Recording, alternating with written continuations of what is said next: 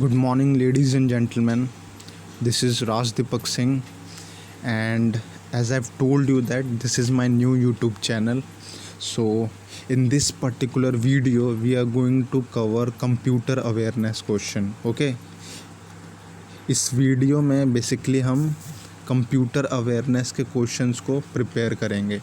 Like in this video I am going to give you 30 questions, okay, based on the current scenario of computer awareness, and for sure these 30 questions are very important questions with respect to FCI AGM general administration plus technical exams and other competitive exams.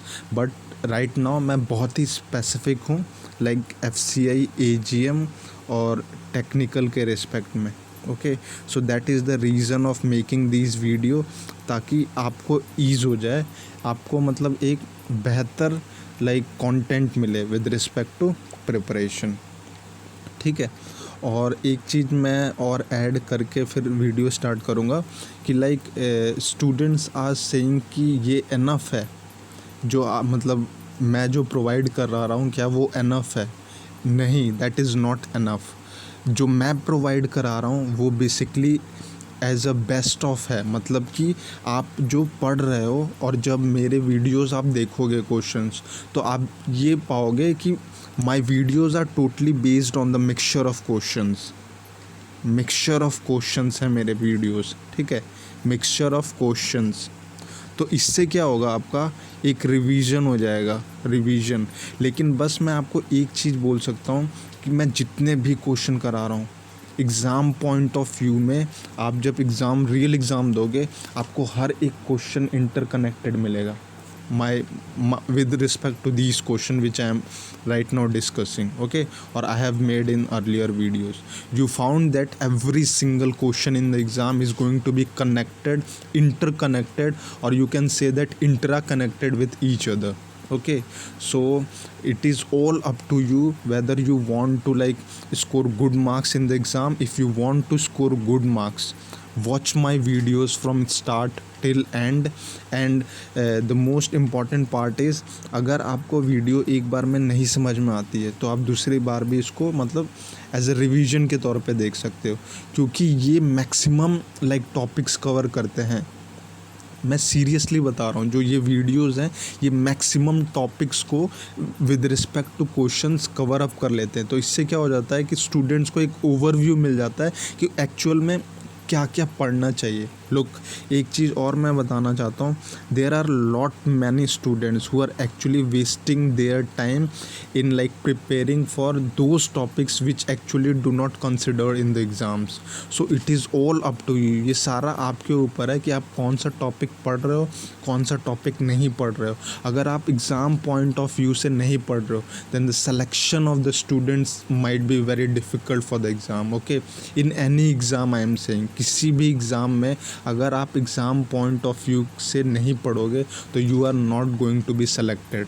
But once you know the like level of the exam, level of questions of the exam, and like pattern of the exam, and you prepare accordingly, then the chances of selection is going to be like bigger and bigger once you do your preparation at a very good level. Okay, so this is it, and now we are going to start with best of 30, you can say that, of computer awareness section. Okay, best of 30 question which are mixed question for computer awareness section.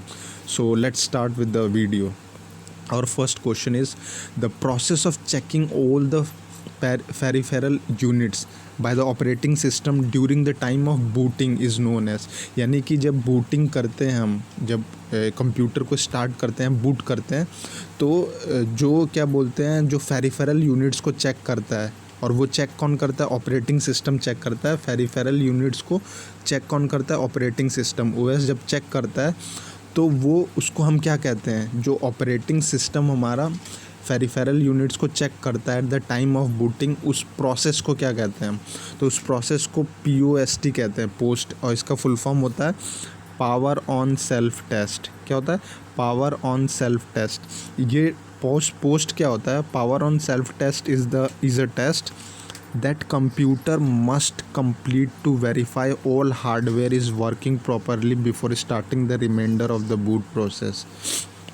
यानी ये post का काम ये होता है कि ये check करता है कि जितने भी हमारे इनपुट और जितने भी हमारे आउटपुट डिवाइसेस हैं कंप्यूटर के स्टार्ट करने से पहले क्या ये वर्किंग कंडीशन में है, क्या ये वर्क प्रॉपरली कर रहे हैं। यही काम है पोस्ट का, ठीक है, पावर ऑन सेल्फ टेस्ट का। और ये बूटिंग से पहले ऑपरेटिंग सिस्टम इन्हें चेक करता है कि whether the input output which we are going to connect to the computer is working properly और not. This is the definition of POST, power on self test. और ये exam में बहुत पूछता है। नाउ BOIS क्या होता है? बेसिक इनपुट आउटपुट सिस्टम होता है, बस आपको पता ही होगा। और ये CHK होता है चेक डिस्क होता है, ठीक है। Now move to the next question.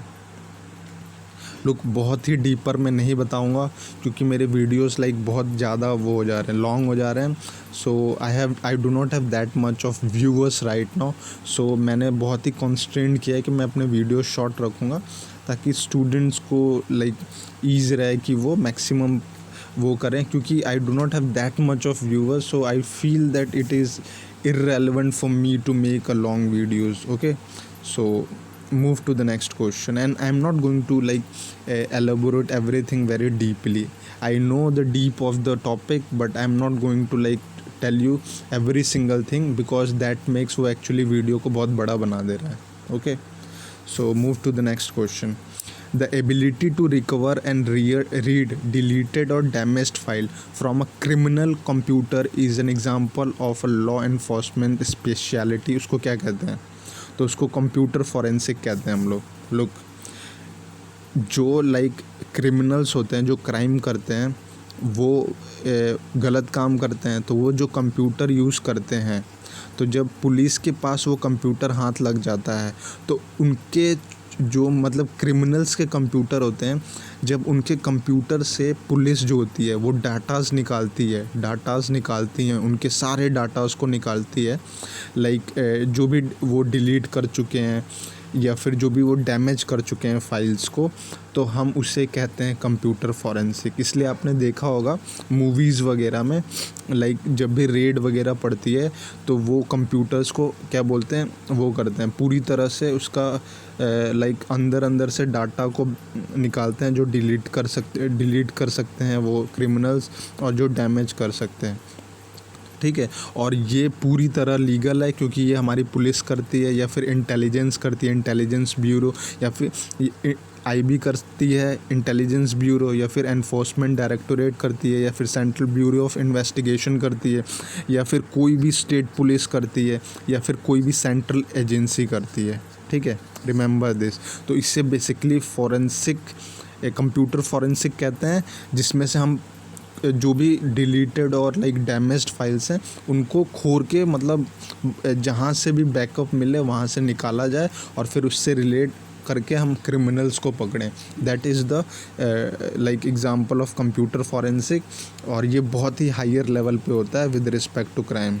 Okay, so this is it. Now move to the next question.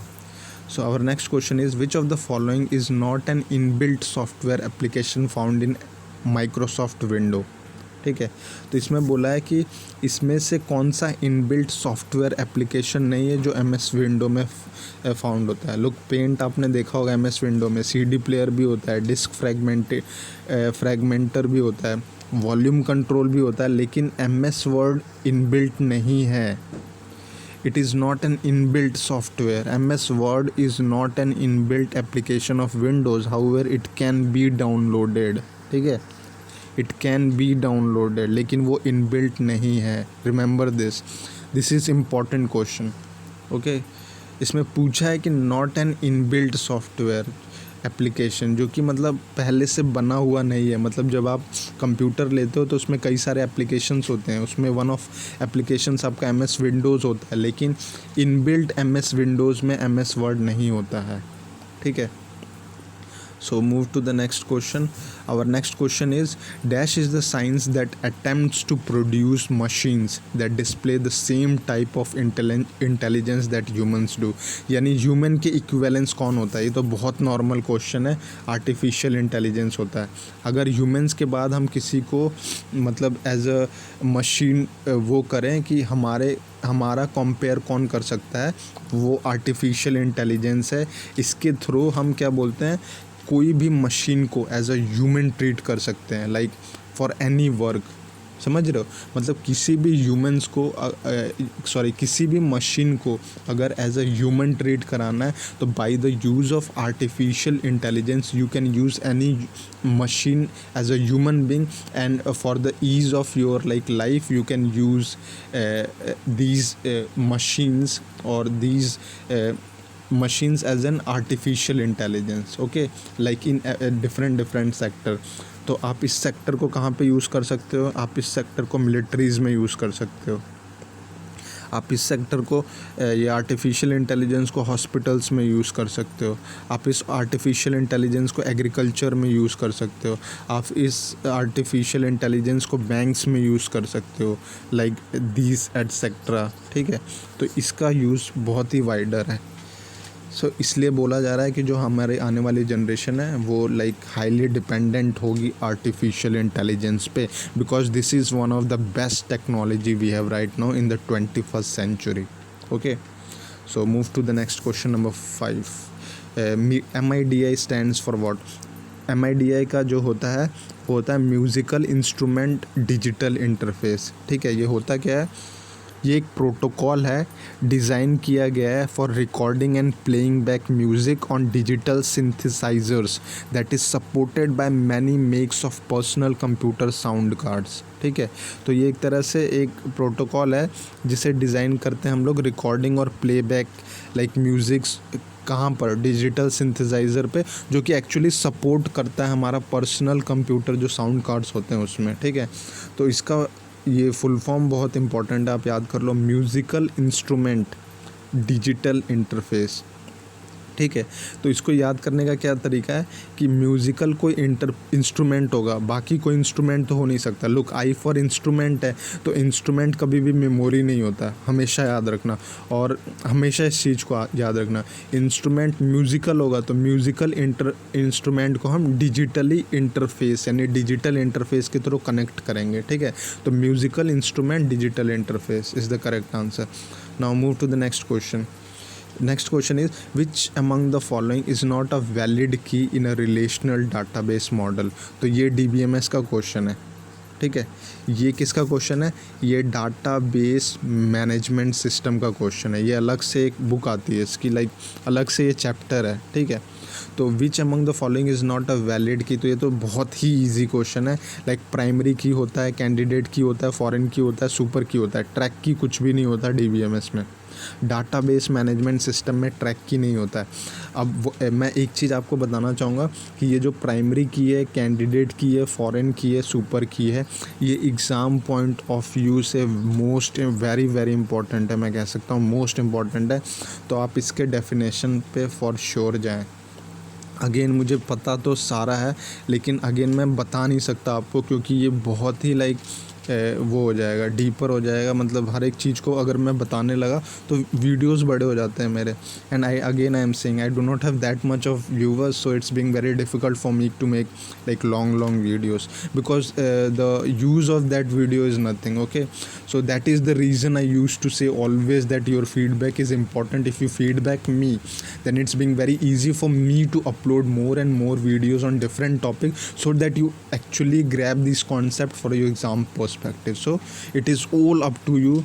If you are watching my videos regularly, then, and if you are like getting good advantage, then please feedback me.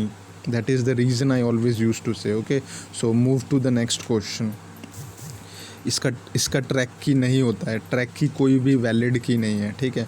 Now dash is known as inkless printer. Inkless printer वो होता है जिसमें कि क्या बोलते हैं, ink का use ना हो। तो लोग बाकी सब में इंक का यूज़ होता है, लाइक इंकजेट में तो होगा ही इंक का use. Optical character recognition OCR होता है, इसमें भी इंक का यूज़ होता है। डॉट मैट्रिक्स प्रिंटर्स में भी इंक का यूज़ होता है। लेकिन जो थर्मल प्रिंटर होता है ये हीटिंग की वजह से होता है, लाइक हीट इसमें यूज़ होता है। थर्म्स मतलब हीट करके यूज़ करते हैं जो भी प्रिंट करते हैं हम लोग, मतलब इसका प्रोसीजर कुछ और होता है, इसमें इंक नहीं यूज़ होता, ठीक है। तो ये जो है ये इंकलेस प्रिंटर है, ये इंकलेस प्रिंटर है, ठीक है। तो thermal printer is an also known as inkless printer. Now move to the next question, question number 8।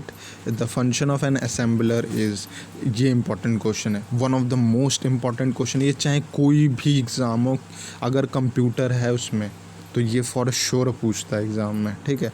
तो इसमें पूछा है कि असेंबलर का फंक्शन क्या है। तो असेंबलर का जो फंक्शन होता है वो बेसिकली होता है to convert assembly language into machine language, ठीक है। ये असेंबली लैंग्वेज को मशीन लैंग्वेज में कन्वर्ट करता है, ठीक है। An assembler is a type of computer program that interpret software program written in assembly language into machine language code, an instruction that can be executed by a computer. Look, 3 type के like वो होते हैं, interpreter होते हैं, 3 type के interpreter होते हैं, okay. तो योर एक तो होता है 3 टाइप्स ऑफ इंटरप्रेटर होते हैं, ठीक है। तो लुक, एक तो होता है असेंबलर होता है, ASSEMBLER असेंबलर। दूसरा होता है कंपाइलर, ठीक है। और तीसरा होता है इंटरप्रेटर। तो इंटरप्रेटर जो होता है, सबसे पहले तो मैं आपको इंटरप्रेटर बताता हूँ। देखो एकदम बेसिक होता है। इंटरप्रेटर का मतलब होता है कि ये लाइन बाय लाइन कोडिंग करता है, मतलब ये लाइन बाय लाइन, जैसे मान लो कि आपने कोई संस्कृत में 10 लाइन का श्लोक बोला, तो इंटरप्रेटर क्या करेगा, उस 10 लाइन के श्लोक को एक ही साथ एग्जीक्यूट नहीं करेगा। वो 10 लाइन के श्लोक को लाइन बाय लाइन, यानी सबसे पहले लाइन को मतलब वो इंटरप्रेट करेगा, कन्वर्ट करेगा। जब वो कंप्लीट हो जाएगा तो वो दूसरी लाइन पे आएगा, फिर जब वो कंप्लीट हो जाएगा तीसरी लाइन पे, चौथी लाइन पे, ऐसे करके वो सारी 10 की 10 लाइनें पूरी कर देगा। ये होता है इंटरप्रेटर का काम, ठीक है। अब आ जाओ, आपका जो सबसे पहला होता है असेंबलर। तो असेंबलर का जो बेसिक डेफिनेशन होता है वो ये होता है कि ये यूज़ किए जाते हैं to convert assembly language code into machine code, ठीक है। असेंबली लैंग्वेज कोड को मशीन कोड में। तो असेंबली कोड्स क्या होते हैं, निमोनिक कोड होते हैं, ठीक है। Assembler converts mnemonic code into object code. एक सेकेंड। तो जो असेंबलर होते हैं आपके, जो असेंबलर होते हैं, वेट, हाँ, ये जो असेंबलर होते हैं आपके असेंबलर, ये बेसिकली क्या करते हैं, ये निमोनिक्स कोड होते हैं, NEMONIC निमोनिक कोड को। ये निमोनिक कोड को जो आपके मशीन कोड्स होते हैं, मशीन कोड को ही हम लोग ऑब्जेक्ट कोड भी कहते हैं, ऑब्जेक्ट कोड। तो ये मशीन कोड को किस में कन्वर्ट करते हैं, ऑब्जेक्ट कोड में कन्वर्ट कर, सॉरी मशीन कोड को नहीं, निमोनिक्स कोड को ये मशीन कोड में, जिसे ऑब्जेक्ट कोड भी कहते हैं, उसमें कन्वर्ट कर देते हैं। ये होता है असेंबलर का काम, रिमेंबर दिस, असेंबलर का काम। अब कंपाइलर का काम क्या होता है लास्टली, तो इसको एक नए सिरे से बताता हूँ मैं। देखो, कंपाइलर का काम होता है कि ये जो हाई लेवल लैंग्वेज होते हैं, हाई लेवल लैंग्वेज, ठीक है, ये उससे कन्वर्ट करता है मशीन लैंग्वेज में, ठीक है। Now it reads the entire program, ठीक है। ये पूरे प्रोग्राम को रीड करता है और ये उसमें सिंटेक्स एरर को फाइंड करता है। फिर एरर, जो भी प्रोग्राम में एरर होते हैं उसे क्या करता है, एरर इन अ प्रोग्राम को हम बग कहते हैं। तो ये अगर एरर होगा तो ये उसे डीबग करेगा, यानी उस एरर को हटा देगा, ठीक है। और कंपाइलर जो होता है वो सोर्स कोड को ऑब्जेक्ट कोड में कन्वर्ट करता है, मतलब हाई लैंग्वेज। लुक, कंपाइलर जो होता है वो सोर्स कोड को किस में कन्वर्ट करता है, ऑब्जेक्ट कोड में कन्वर्ट करता है, ऑब्जेक्ट कोड में। और सोर्स कोड हमारे होते हैं हाई लेवल लैंग्वेज, और जो ऑब्जेक्ट कोड होते हैं वो मशीन लैंग्वेज होते हैं। अब आप ये सोच रहे होगे कि ये हाई लेवल लैंग्वेज क्या होते हैं, तो ये हाई लेवल लैंग्वेज वही होते हैं लाइक C++, जावा हो गया, पाइथन हो गया, ये जितने भी लैंग्वेजेस होते हैं ये सारे हाई लेवल लैंग्वेज होते हैं। और मशीन लैंग्वेज क्या होते हैं? Machine language are those language which actually understand by computer. Look, computer जो है वो ह्यूमन तो है नहीं, तो कंप्यूटर का अलग ही लैंग्वेज होता है और वो लो लेवल लैंग्वेज कहलाता है। उसे ही ऑब्जेक्ट कोड कहते हैं, उसे ही मशीन लैंग्वेज कहते हैं। ये 3 टाइप होते हैं, ठीक है। तो जब हम सोर्स कोड को यानी हाई लेवल लैंग्वेज को लो लेवल लैंग्वेज में कन्वर्ट करते हैं तो हम बेसिकली ये कौन काम करता है? ये काम कंपाइलर का होता है, ठीक है। कंपाइलर इस काम को करता है। और ये मैंने आपको बोला कि कंप्यूटर जो होता है वो ह्यूमन नहीं है, ठीक है। वो हमारी भाषा को नहीं समझता है। उसका लैंग्वेज का जो नाम है, जो कंप्यूटर की लैंग्वेज है, जो कंप्यूटर जो समझता है, उसको हम लोग कहते हैं machine language, MACHINE, machine language, ठीक है। और इसी मशीन लैंग्वेज को हम लोग ऑब्जेक्ट कोड कहते हैं, मशीन लैंग्वेज कहते हैं और लो लेवल लैंग्वेज कहते हैं। Remember this. ये जो मैंने इन्फॉर्मेशन दिया like this is one of the most important information with respect to exam point of view, ठीक है। तो ये जो 3 चीज़ें मैंने बताई, सबसे पहले मैंने आपको इंटरप्रेटर बताया, इसमें इंटरप्रेटर बताया, फिर उसके बाद मैंने आपको कंपाइलर बताया है, फिर उसके बाद मैंने आपको असेंबलर बताया है। ये आप तीनों पे इसको मतलब आप तीनों को एक बार अपने से गो थ्रू करना, इसको फिर से रिवाइंड करके देखना, तो आप एक्चुअली समझ जाओगे कि इसका डेफिनेशन क्या है, ठीक है। क्योंकि मैंने सारी चीज़ें डिटेल में बता दी इस क्वेश्चन के लिए। Now move to the next question. Which of the following diagram graphically represent an interrelationship among entities in a database? तो ये तो बहुत ही ईजी है, इसे हम लोग कहते हैं एंटिटी रिलेशनशिप डायग्राम, ठीक है। एंटिटी रिलेशनशिप डायग्राम, जिसमें कि क्या बोलते हैं हम कि बहुत सारे एंटिटीज़ होते हैं और उसको हम इंटर रिलेट करते हैं। लाइक सपोज़ हमारे पास 3 एंटिटी हैं या 4 एंटिटीज़ हैं। अब हम इसको इसके साथ इंटर रिलेट करेंगे, इसको इसके साथ इंटर रिलेट कर सकते हैं, इसको इसके साथ कर सकते हैं, इसको इसके साथ। तो इसे ही कहते हैं एंटिटी रिलेशनशिप डायग्राम। ये DBMS का पार्ट है, डाटा बेस मैनेजमेंट सिस्टम का। ये DBMS का ही एक आप कह सकते हो, नहीं ये DBMS का मैं नहीं कहूँगा, ये कंप्यूटर आर्किटेक्चर में भी कुछ इसके मतलब आपको वो मिलेंगे पार्ट्स, लाइक मिक्स्ड है। DBMS में भी कुछ है, लाइक एंटिटी रिलेशनशिप आपको कंप्यूटर आर्किटेक्चर में मिल जाएगा ये, और डिफरेंट्स हैं। नेटवर्क्स में भी इसका यूज़ होता है। लेकिन ये इसमें क्वेश्चन में पूछा है विच of the following diagram graphically represent N inter relationship among entities. तो ये सिंपली जो होता है एंटिटी रिलेशनशिप डायग्राम होता है, जो कि डाटाबेस मैनेजमेंट सिस्टम में हाईली एफिशिएंट है, यानी हाईली यूज़ होता है, ठीक है। Move to the next question. 10th question is which of the following memory has the shortest access time. ये कैश मेमोरी है, बहुत ईजी है। आई नो कि लाइक लोग वर्चुअल और कैश में कंफ्यूज हो जाते हैं, लेकिन सबसे जो कंप्यूटर का जो एक्सेस टाइम होता है वो सबसे कम हमारा कैश मेमोरी में होता है। ये कैश मेमोरी वो मेमोरी होती है जिससे जब कंप्यूटर लाइक फंक्शन कर रहा होता है तो ये जितने भी प्रेजेंट टाइम पे यानी जो एग्जीक्यूशन टाइम पे होते हैं वो अपने सारे डाटा यहीं से उठाता है, ठीक है। लोग यहाँ पे क्या लिखा है, cache memory has a shortest access time. Cache memory also called central processing unit memory is random access memory. Cache memory क्या है, रैम है, रैम मेमोरी है, random access memory that a computer microprocessor can access more quickly than it can access regular RAM। यानी RAM से भी ये ज़्यादा अगर किसी लेस एक्सेस टाइम होता है वो कैश मेमोरी का होता है।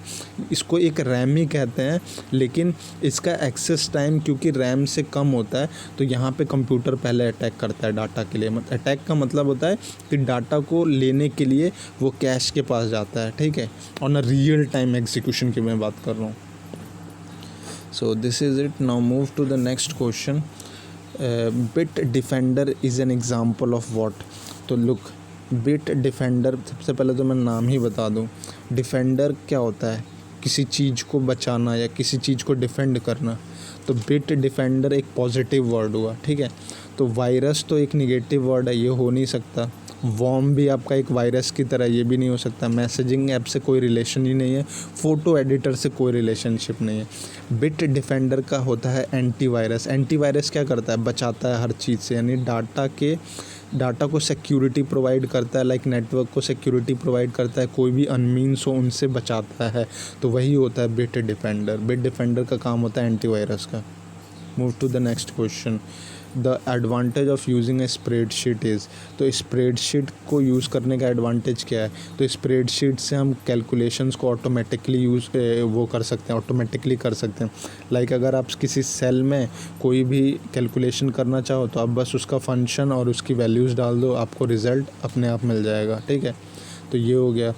Changing data automatically updates calculation, मतलब कि आप जैसे ही डेटा को चेंज करोगे, लाइक मान लो आपने 4 × 5 किया है, 4 की जगह 6 कर दो और 5 की जगह 8 कर दोगे तो अपने आप रिज़ल्ट में चेंज आ जाएगा। ये स्प्रेडशीट का कमाल है, बहुत ही फ्लेक्सिबल होता है। तो इसका आंसर क्या हो जाएगा, all of the above. The advantage of using spreadsheet is everything, like calculation can be done automatically, changing data automatically updates calculations, more flexibility होता है, फ्लेक्सिबल ज़्यादा होता है, ठीक है।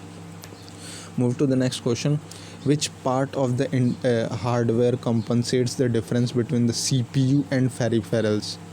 Which part of the hardware compensate the difference between the central processing unit and peripheral? तो ये interface होता है, ठीक है।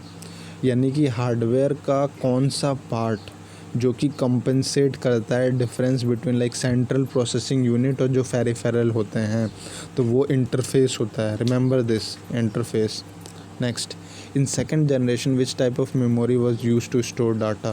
तो सेकेंड जनरेशन में हम लोग बेसिकली मैग्नेटिक कोर यूज़ करते हैं, डाटा को स्टोर करने के लिए मैग्नेटिक कोर यूज़ किया जाता था, ठीक है। Second generation was used to, क्या बोलते हैं, मैग्नेटिक कोर का यूज़ किया जाता था। और सेकेंड जनरेशन का ड्यूरेशन क्या है, ये भी इम्पॉर्टेंट है, इसको मैं बता देता हूँ। सेकेंड जनरेशन का जो ड्यूरेशन है वो आपका 1956 से 1963 है। रिमेंबर दिस, 1956 से 1963 है, ठीक है। ये आपका सेकंड जनरेशन का लाइक वो टाइम पीरियड है, और इसमें हम लोग मैग्नेटिक कोर यूज़ किया करते थे as a like storing data. Move to the next question, which of the following is the latest version of Microsoft. ये तो सबको पता है, विंडोज़ 10 है, ठीक है।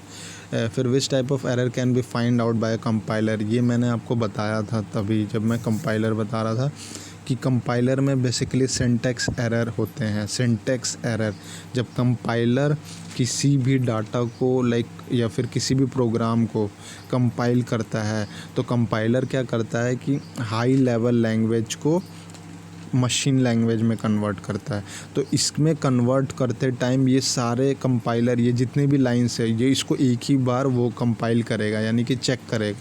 और चेक करने में इसको जो एरर मिलता है उसे हम कहते हैं सिंटैक्स एरर। और जब तक ये सिंटैक्स एरर नहीं हटाएगा तब तक हमारा प्रोग्राम एग्जीक्यूट नहीं होगा। रिमेंबर दिस, जब तक ये एरर नहीं हटेगा तब तक प्रोग्राम का एग्जीक्यूशन नहीं होगा, यानी हमारा प्रोग्राम रिज़ल्ट नहीं देगा, ठीक है। Move to the next question. Now our next question is, dash ensures secure transfer of data over an unsecured network such as the internet. तो इसको क्रिप्टोग्राफी कहते हैं, ठीक है। क्रिप्टोग्राफी ये होता क्या है, क्रिप्टोग्राफी बेसिकली होता है आपका ये, data are sent in such a way that they look completely different from the original data. Thus cryptography ensures secure transfer of data over a unsecured network. Let suppose ये आपका secured network है, ये unsecured network है, ये secured network है, ठीक है। यानी ये पहला यूज़र है, ये दूसरा यूज़र है, और ये चैनल है, CHANNEL। चैनल बेसिकली अनसिक्योर्ड होता है, यहाँ पे बहुत सारे लोग रहते हैं जो कि आपके डेटा उसको मतलब हथियाने के लिए या फिर ग्रैब करने के लिए हैं। तो इससे बचने के लिए यूज़र वन क्या करेगा, क्रिप्टोग्राफी का यूज़ करेगा। मतलब ये अपने डेटा को ये चैनल से भेजने से पहले उसको ऐसे कोड्स में कन्वर्ट कर देगा कि ये जितने भी हैं इनको डिफ़िकल्ट हो जाएगा कि ये डेटा है एक्चुअली क्या, तो ये ना ही इंटरप्रेट कर पाएंगे ना ही इस डेटा पे अटैक कर पाएंगे, तो ये डेटा अपने डेस्टिनेशन तक पहुंच जाएगा। ठीक है, सो क्रिप्टोग्राफी का यूज़ किया जाता है। Remember this, cryptography ensures secure transfer of data over an unsecured network such as the internet. ठीक है, now move to the next question, which type of telecommunication hardware allows you to access the web. यानी कि web को use करने के लिए हम कौन सा टेलीकम्युनिकेशन हार्डवेयर यूज़ करते हैं। तो ये one of the most important question है, मैं बता रहा हूँ। सबसे पहले तो आप ये देखो कि इसमें बोला क्या है, what type of telecommunication hardware. तो हार्डवेयर यानी कि कुछ फिज़िकल होगा और टेलीकम्युनिकेशन हार्डवेयर है, तो हार्डवेयर तो सबसे पहले तो ये हट जाएगा, FTP protocol, file transfer protocol, ये कोई भी हार्डवेयर नहीं है, तो ये हट जाएगा। फिर ये भी IRC भी कोई हार्डवेयर नहीं है। ठीक है, IRC is not an hardware. Browser भी कोई हार्डवेयर नहीं है, मॉडेम हार्डवेयर होता है। मॉडेम आपको फिज़िकली आप छू सकते हो मॉडेम को, लाइक मॉडेम आप जो घर में लगाते हो नेट के लिए, ये ऐसे बना होता है। ठीक है, नेट के लिए होता है ना, जहाँ पे DSL वगैरह लाइंस चली, मतलब इसमें बहुत सारे फंक्शंस होते हैं, तो ये होता है मॉडेम। ठीक है, तो मॉडेम में बेसिकली क्या होता है, मॉडेम का फुल फॉर्म क्या होता है, मॉड्यूलेटर डीमॉड्यूलेटर। ठीक है, इसको मैं थोड़ा अच्छे से बता देता हूँ आपको कि जो मॉडेम होता है, लुक MODEM, मॉडेम में क्या होता है कि ये जो मॉड होता है MOD, इसको हम लोग कहते हैं मॉड्यूलेटर, और जो DEM होता है इसे हम कहते हैं डीमॉड्यूलेटर। तो ये एक्चुअली में क्या होता है, मॉड्यूलेटर और डीमॉड्यूलेटर। मॉड्यूलेटर एक्चुअली किसी भी सिग्नल को एम्पलीफाई करता है, जो वीक सिग्नल्स होते हैं उनको स्ट्रॉन्ग करता है, और फिर जब ये रिसीवर एंड तक पहुंच जाते हैं तो वही स्ट्रॉन्ग सिग्नल्स को ये कन्वर्ट कर देता है एक्चुअल सिग्नल्स में, जो रियल सिग्नल होते हैं, और डेस्टिनेशन तक पहुंचा देता है। तो मॉडेम का काम यही होता है। ठीक है, मॉडेम का, और ये मॉडेम जो होते हैं एक्चुअली में यही वो हार्डवेयर होते हैं जो हमें इंटरनेट तक पहुंचाते हैं। रिमेंबर दिस, इसलिए बोला एक्सेस द वेब मॉडेम होता है। Move to the next question, which type of software coordinates the interaction of technology devices. तो ये सिस्टम सॉफ्टवेयर होते हैं। ठीक है, system software is a type of computer program होते हैं जो कि डिज़ाइन होते हैं to run computers hardware and application program. यानी कि कंप्यूटर के हार्डवेयर और उसकी एप्लीकेशन प्रोग्राम्स जो होती हैं उनको रन कराने के लिए हम सिस्टम सॉफ्टवेयर पहले से ही इनबिल्ट करते हैं। जब आप कंप्यूटर ख़रीदते हो तो इसमें सिस्टम सॉफ्टवेयर पहले ही इनबिल्ट होता है, यानी पहले ही उसमें रहता है। सिस्टम सॉफ्टवेयर का काम क्या होता है कि जितने भी हमारे हार्डवेयर्स हो गए कंप्यूटर के, जो बाहर ही एक्सटर्नल मतलब हम जोड़ते हैं, जैसे माउस हो गया, ये कीबोर्ड हो गया, और एप्लीकेशन प्रोग्राम्स जितने भी हो गए, उसको फंक्शन कराने के लिए सिस्टम सॉफ्टवेयर का हमें रिक्वायरमेंट होता है। Move to the question number 20, which key is used in combination with another key to perform a specific task. Look, control key होता है, ये बहुत ही ईजी है। लाइक आप कभी भी जैसे डेस्कटॉप वगैरह यूज़ करते हो तो कंट्रोल दबा करके आप अगर A दबाओगे तो कंट्रोल ऑल हो जाएगा, कंट्रोल दबा के अगर आप V दबाओगे तो कंट्रोल V से सेव होता है, कंट्रोल V से सेव हो जाता है, फिर कंट्रोल X से कट हो जाता है, कंट्रोल A से ऑल हो जाता है, कंट्रोल S से सेव हो जाता है। तो ये आपके मतलब कंट्रोल के फंक्शन है। तो आप मतलब कंट्रोल को अगर आप सिर्फ कंट्रोल दबाओगे तो इसका कोई काम नहीं है, लेकिन कंट्रोल को अगर आप किसी दूसरे की के साथ परफॉर्म करोगे तो ये किसी भी टफ़ काम को इजी में बना देता है। तो क्वेश्चन में यही पूछा है कि which key is used in combination with another key to perform a specific task. यानी ऐसे की का नाम बताइए जो दूसरे की के साथ यूज़ करके किसी एक टास्क को पूरा करता है, तो वो कंट्रोल की होता है। Next question is which of the following keeps a list of web pages you have visited during the current session. यानी कि जब आप इंटरनेट चलाते हो, लाइक कुछ भी इंटरनेट जब आप चलाते हो, इंटरनेट आपने चलाया तो आपने मान लो 10 साइटें खोली थी पहले, ठीक है। अब ये 10 साइटें आपको कहाँ पे मिलेंगी, ये हिस्ट्री में मिलेंगी। आप कभी भी जाना हिस्ट्री में आपको सारे पेजेस मिल जाएंगे, जो जो आपने पहले साइट्स चलाई हैं वो मिल जाएंगे। इसमें इसलिए यही कहा है, क्वेश्चन में भी यही पूछा है कि इनमें से कौन सा फॉलोइंग है जो कि a list of web pages को लाइक स्टोर करके लगता है। Keeps a list of web pages you have visited during the current session, जो आपने यूज़ किए हैं अभी करेंटली, ठीक है। Now move to the next question. Our next question is multi-user system provides cost saving for a small business as they use a single processing unit to link several. ठीक है, ये again one of the most important question है, ठीक है। तो इसको भी आपको मैं करा देता हूँ कि जो मल्टी यूज़र सिस्टम होते हैं provides cost saving for small business, यानी स्मॉल बिजनेस को वो पैसे बचाने के लिए लाइक एक सिस्टम प्रोवाइड करते हैं जिसमें कि एज दे यूज़ जहाँ पे वो सिंगल प्रोसेसिंग यूनिट को, यानी सिंगल प्रोसेसर को, यानी कि कोई एक सीपीयू को, ठीक है, कोई एक सीपीयू को वो बहुत सारे टर्मिनल से कनेक्ट कर देते हैं।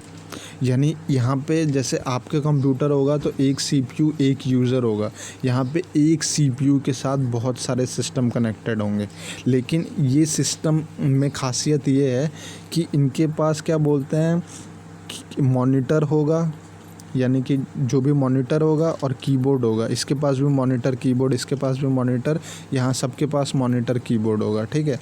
लेकिन इनके पास सीपीयू नहीं होगा, ठीक है। Remember this, central processing unit जो एक्चुअल में होना चाहिए नहीं होगा। कौन प्रोवाइड करेगा, ये सीपीयू प्रोवाइड करेगा, मल्टी यूज़र सिस्टम प्रोवाइड करेगा, ठीक है, सीपीयू। तो ये इस टर्म ये जितने भी डिवाइस हो गए, इसे आप क्या कहोगे, इसे आप डम्ब टर्मिनल्स कहोगे, डम्ब, ठीक है, डम्ब। अब मैं आपको इसका मतलब बताता हूँ कि डम्ब टर्मिनल्स एक्चुअल में होते क्या हैं। लुक, आप कभी भी मोबाइल शॉप में जाते होगे कोई नया फ़ोन ख़रीदने, तो जो भी आप वहाँ पे प्रेजेंटर होता है, यानी जो मोबाइल दिखाता है, वो कभी भी नया मोबाइल नहीं दिखाएगा आपको। वो लाइक आपने बोला कि मुझे वीवो का या फिर ओप्पो का या फिर रियलमी का कोई फ़ोन दिखाइए, तो वो हमेशा डम्ब मोबाइल फ़ोन दिखाएगा, डम्ब, समझे, मतलब वो रियल नहीं होगा, वो लाइक एक हार्डवेयर टाइप होगा जो जब तक आप उसमें लाइक क्या बोलते हैं कोई सॉफ्टवेयर या कोई मतलब वो ऑपरेटिंग सिस्टम या सीपीयू नहीं डालोगे वो वर्क नहीं करेगा। और यही काम है यहाँ पर भी, ये डम्ब टर्मिनल्स है सारे। जब तक आप इसको सीपीयू से नहीं कनेक्ट करोगे ये कोई भी फंक्शन करने वाला नहीं है। और यही क्वेश्चन में पूछा है कि जो सिंगल प्रोसेसिंग यूनिट होता है उससे जो लाइक मल्टी यूज़र सिस्टम जो प्रोवाइड करता है, तो स्मॉल बिजनेस के कॉस्ट को बचाने के लिए जब वो बहुत सारे डम्ब टर्मिनल्स को कनेक्ट कर देता है, तो बेसिकली यहाँ पे हम सीपीयू को कनेक्ट करते हैं इन सारे को फंक्शन करने के लिए, ठीक है। So this is it. Now move to the question number 23। Wait, question number 23 is what is backup. ये तो बहुत ही सिंपल है, ये तो सबको पता होता है। Copy to save a data from original source to other destination, यानी कि अगर आपको कंप्यूटर से लाइक आप अपना मोबाइल फ़ोन अगर यूज़ कर रहे हो, उसमें कोई डाटा है ओरिजिनल डेस्टिनेशन पे, और अगर आपका मोबाइल चोरी हो जाए तो अगर वो डाटा आपको रिट्रीव करना है, तो अगर आपने पहले से उस डाटा के लिए बैकअप लगा रखा है, इसका मतलब कि वो डाटा अपने ओरिजिनल डेस्टिनेशन के साथ साथ किसी और डेस्टिनेशन पे भी सेव हो रहा है। Remember this. और मोबाइल चोरी होने के बाद या फिर लैपटॉप चोरी होने के बाद, कंप्यूटर चोरी होने के बाद, कुछ भी लाइक गुम हो गया कुछ भी, तो आप अपने ओरिजिनल डाटा को उस बैकअप डाटा पे रिस्टोर कर सकते हो, यानी प्राप्त कर सकते हो वापस। Move to the next question, question number 24। तो इसका आंसर जो है ये है, copy to save a data from original source to other destination, उसी को हम बैकअप कहते हैं। Question number 24। अभी तक मैंने जितने क्वेश्चन कराए हैं, लुक, ये सबसे इम्पॉर्टेंट क्वेश्चन है, ये जो आपको दिख रहा है स्क्रीन पे। लुक, हिस्ट्री हमेशा पूछते हैं वो, चाहे कोई भी एग्ज़ाम हो, हिस्ट्री ऑफ कंप्यूटर उन्हें पूछना ही पूछना है। ये नहीं किया तो आप कुछ नहीं कर रहे फिर कंप्यूटर में, क्योंकि यहाँ से 2 क्वेश्चंस तो फॉर श्योर वो देते हैं, ठीक है। तो history of computer according to me is one of the like most important topic for any exam of computer awareness. इसमें पूछा है which among the following is the first general purpose electronic computer. तो ये basically UNIVAC होता है. ठीक है, UNIVAC होता है. यूनिवैक को हम लोग like first general purpose computer for commercial use भी कहते हैं. First general purpose computer for commercial use भी होता है, और इसे हम लोग first general purpose electronic computer भी कहते हैं यूनिवैक को. ठीक है, लुक ये मुझे सब पता है. EDVAC MAC like memory access code होता है ये IBM, लेकिन मैं फिर वही आपको ज़्यादा डिटेल में नहीं बता सकता. तो इसका करेक्ट आंसर यूनिवैक है. आपको एक चीज़ मैं आपको बस ये बता देना चाहता हूँ कि जो हमारा like first general purpose programmable electronic computer था उसका नाम था ENIAC. ठीक है,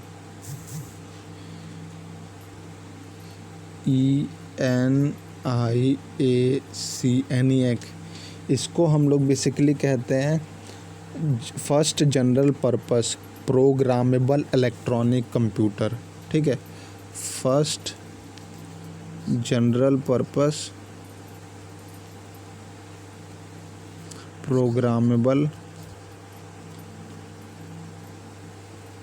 इलेक्ट्रॉनिक कंप्यूटर. ये बहुत ही इम्पोर्टेंट है. ये फॉर श्योर आपको एग्ज़ाम में मिल जाएगा. ये नहीं तो यूनिवैक, दो ही पूछता ही है. ENIAC नहीं तो यूनिवैक. ठीक है, तो ये आप दोनों याद कर सकते हो. Move to the next question. Now question number 25.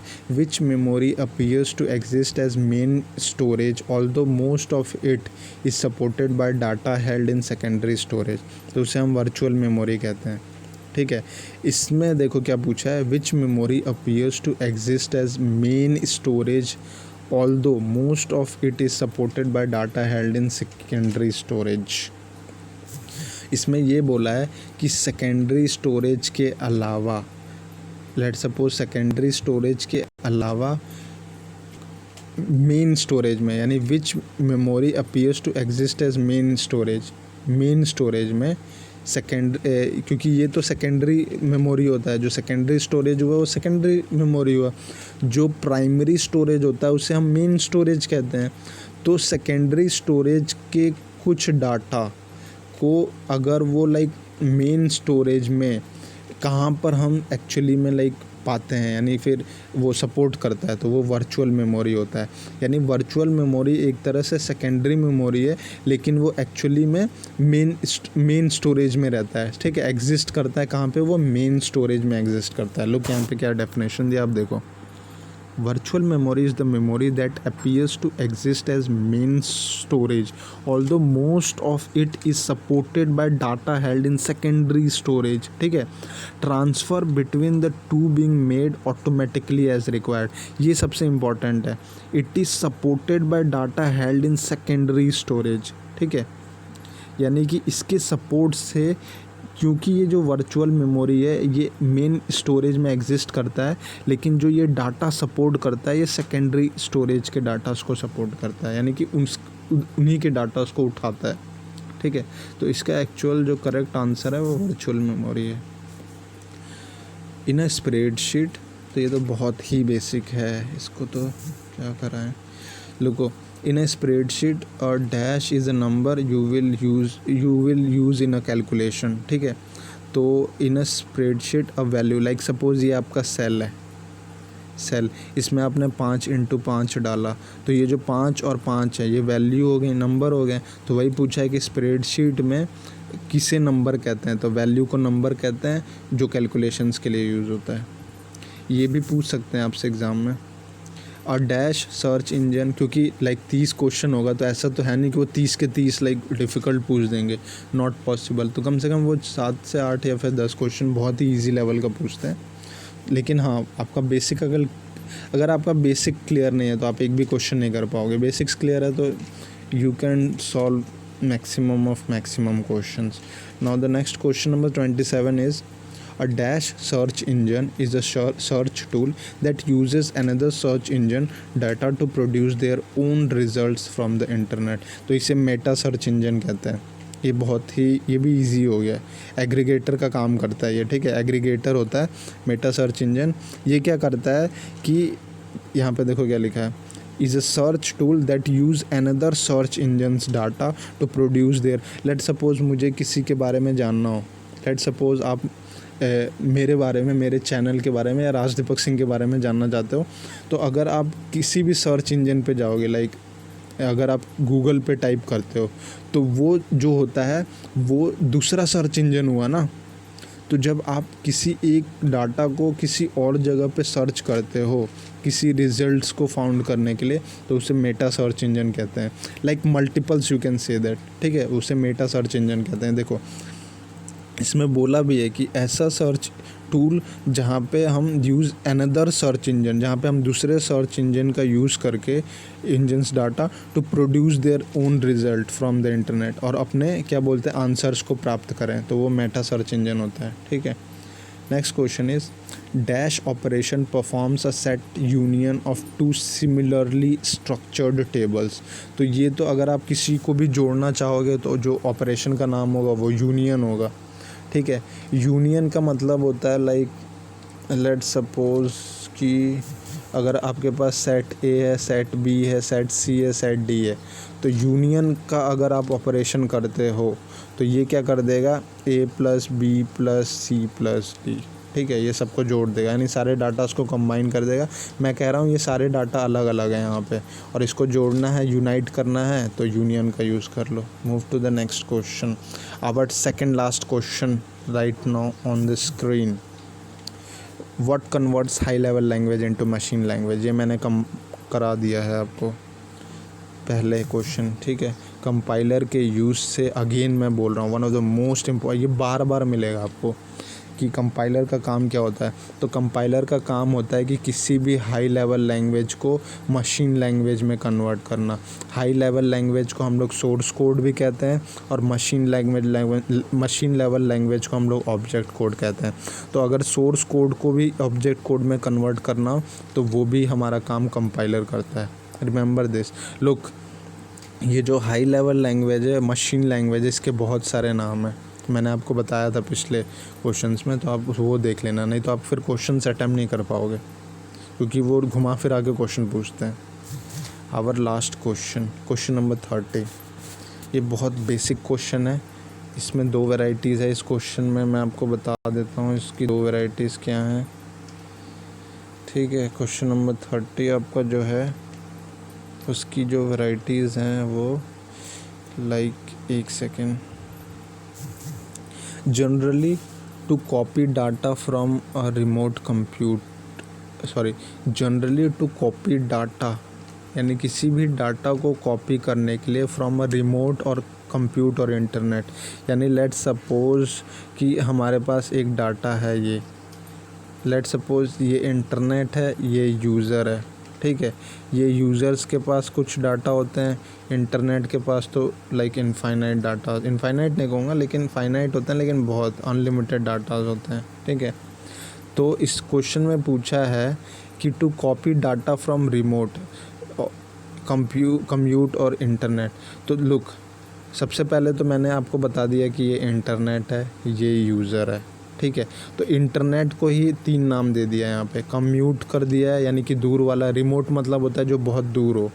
दूर हो का मतलब ये है कि ये सबके लिए, सबको, यानी जितने भी वर्ल्ड में लोग हैं सबको मतलब रीच अगर इस इंटरनेट पे करना है तो कुछ दूरी कर, मतलब वो करना पड़ेगा, लाइक ऑनलाइन जाना पड़ेगा. सबको, सबके लिए बराबर है, चाहे वो किसी का भी प्राइम मिनिस्टर हो कंट्री का, चाहे वो कुछ भी हो, उसको कम इस इंटरनेट तक पहुंचने के लिए उसको क्या बोलते हैं, पहले गूगल तक या फिर किसी दूसरे भी सर्च इंजन तक जाना पड़ेगा. इसी को इन्होंने रिमोट, कम्यूट और इंटरनेट कहा है, ठीक है.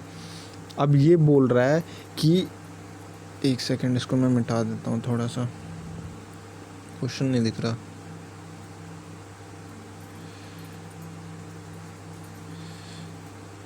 तो क्वेश्चन में ये बोल रहा है बेसिकली, क्वेश्चन में ये बोल रहा है कि अगर हम क्या बोलते हैं इस डाटा, मतलब मैं कह रहा हूँ, एक सेकेंड, हाँ, क्वेश्चन में ये बोल रहा है कि अगर, इस क्वेश्चन में बेसिकली ये बोल रहा है कि अगर इस इंटरनेट से यूज़र को कोई डाटा, लाइक सपोज़ ये यूज़र है, यहाँ पे ये जो यूज़र है ये इस डाटा को एक्सेस करना चाहता है, तो ये इंटरनेट पे जाएगा, इस डाटा को डाउनलोड करेगा, अपने पास बुला लेगा, ठीक है, मतलब इसके पास सेव हो गया। वैसे इसको ये वाला डाटा चाहिए, इसके पास जाएगा और ये फिर यहाँ पे सेव कर लेगा, ठीक है। तो इस प्रोसेस को ये जा रहा है, फिर उठा करके अपने पास ला रहा है, इसको डाउनलोड कहते हैं, ठीक है। और अगर इसी का उल्टा कर दो कि आप अपने डाटा को इंटरनेट पे डाल रहे हो, लाइक ये यूज़र है जिसके पास ये वाला डाटा है और ये डाटा को ये इंटरनेट पे भेज रहा है, तो इसको बेसिकली हम लोग कहते हैं अपलोड करना, UPLOAD, ठीक है। तो अब मैं समझ गया हूँगा कि आप लोग, ये बहुत ही बेसिक से बताया, इससे बेसिक कुछ नहीं हो सकता कि अपलोड और डाउनलोड क्या होता है, तो आप ये कभी नहीं बोलोगे लाइफ में, ठीक है। तो मैंने आपको अपलोड बता दिया, ठीक है, मैंने आपको डाउनलोड बता दिया। एडिटिंग मतलब कि किसी भी डॉक्यूमेंट को मॉर्फिंग करना, मॉर्फिंग मतलब होता है एडिटिंग, ठीक है। ईमेल तो आपको पता ही है, तो इसका जो करेक्ट आंसर है वो डाउनलोड है। इसमें बोला है कि to copy data from a remote computer internet to a local computer is a download, ठीक है। यानी इंटरनेट से किसी भी डाटा को उठा करके अपने कंप्यूटर में सेव करना, उसे डाउनलोड कहते हैं। सो this is it. So this video actually gives you the best of 30 questions for computer awareness, and again I am saying that this video is fully dedicated to FCI AGM, general administration candidates, technical candidates, plus those candidates who are preparing for other competitive exams, any exams like banking, SSC और other state level exams। और क्योंकि ये जितने भी questions हैं ये आपको for sure क्या बोलते हैं अदर एग्ज़ाम्स में भी मिलेंगे, लेकिन मेरा जो फोकस रहता है हमेशा, my focus is always right now to give the best content for the students who are preparing for the FCI AGM general administration and for the technical students, ठीक है, जिन्हें लाइक बहुत ही डिफ़िकल्टी हो रही है ये कंटेंट तक पहुंचने के लिए। तो मैं ये कंटेंट जो एक्चुअल में दे रहा हूँ, ये बेस्ट कंटेंट दे रहा हूँ जिससे कि आपको एक्चुअली वो क्वेश्चंस पता चल जाएं, वो टॉपिक्स पता चल जाएं जो एक्चुअल में लाइक पढ़ना है, ठीक है। तो आप अपने लाइक कोर्स, जो भी आपके लाइक टारगेट्स हैं या फिर जो भी आपके टॉपिक्स हैं, आप उन तक पहुँच पाओ, ठीक है। लुक, मेरे जितने भी क्वेश्चंस होंगे, लाइक 30 क्वेश्चंस मैं बेस्ट ऑफ 30 करा रहा हूँ, बेस्ट ऑफ 45 भी करा रहा हूँ और बेस्ट ऑफ 60 भी करा रहा हूँ। ये 3 मैं पैरेलली लेके चल रहा हूँ। लुक, जो बेस्ट ऑफ 45 है इसमें आ जाता है आपका एग्रीकल्चर इकोनॉमी और कंप्यूटर अवेयरनेस। जो बेस्ट ऑफ 30 है उसमें सिर्फ कंप्यूटर अवेयरनेस, और जो बेस्ट ऑफ 60 है उसमें सिर्फ करंट अफेयर्स, ठीक है, current affairs, computer awareness, agriculture. तो ये 3 मैं वो चला रहा हूँ पैरेलली।